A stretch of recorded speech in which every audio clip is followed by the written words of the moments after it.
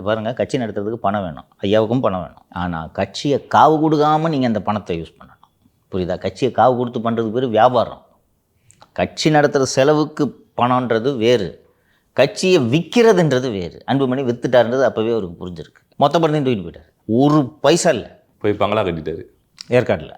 அதுக்கப்புறம் ஈசிஆரில் கிட்டத்தட்ட ஒரு 10 கிரவுண்டு என்னமோ சௌமியா பேரில் ரெஜிஸ்டர் ஆகிருக்கு.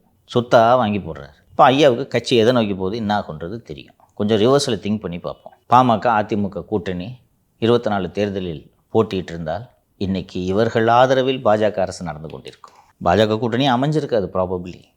சட்டப்பேரவை தேர்தலுக்கு சொல்கிறேன். இன்றைக்கி பாமக கட்சி எப்படி பார்ப்போம்? நம்ம 3 MP வச்சுருக்காங்கப்பா. இன்றைக்கி பாமகவை எப்படி மற்ற கட்சிகள் மதித்து கூட்டணிக்கு அழைப்பார்கள்? இன்றைக்கி உங்களுக்கு 0 அந்த வேதனைலாம் இருக்கும்போது அப்போ தான் இவர் முடிவெடுக்கிறார். இவங்ககிட்ட எல்லாத்தையும் விட்டவுடனே தான் இந்த கூட்டணி இதெல்லாம் நடக்குது.